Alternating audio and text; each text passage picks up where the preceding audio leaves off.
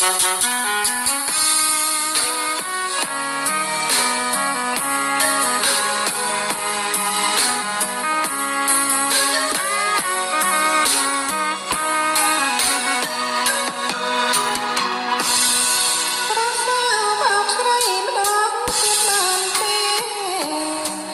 រោយគ្នា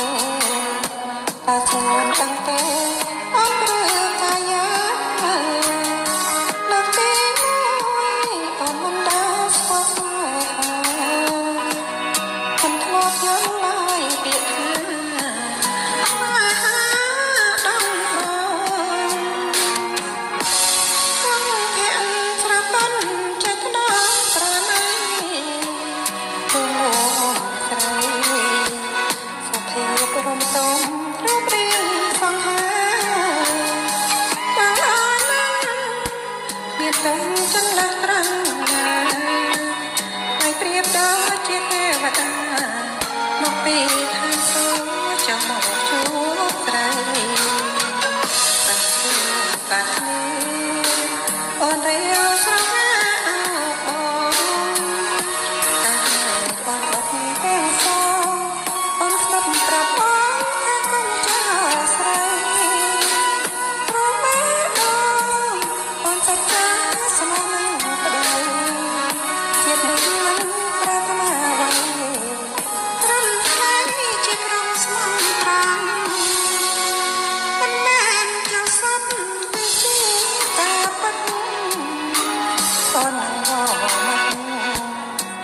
ជាผู้ក្រងដែលបានរៀបការមានចន្ទៈសង្គមបានលោកមេបានមានមិនមែនជាស្នេហាដោយគេថាស្នេ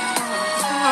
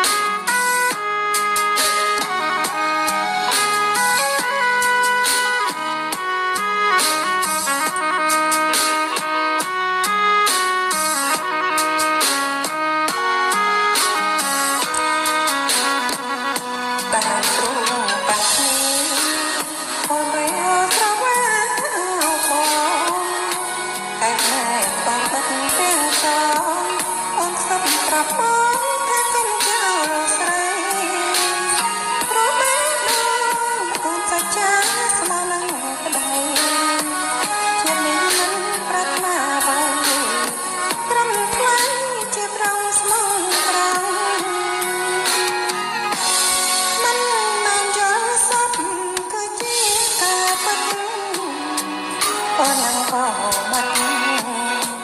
តែជាผู้ក្រងដែលបានរៀបការមានចន្ទៈ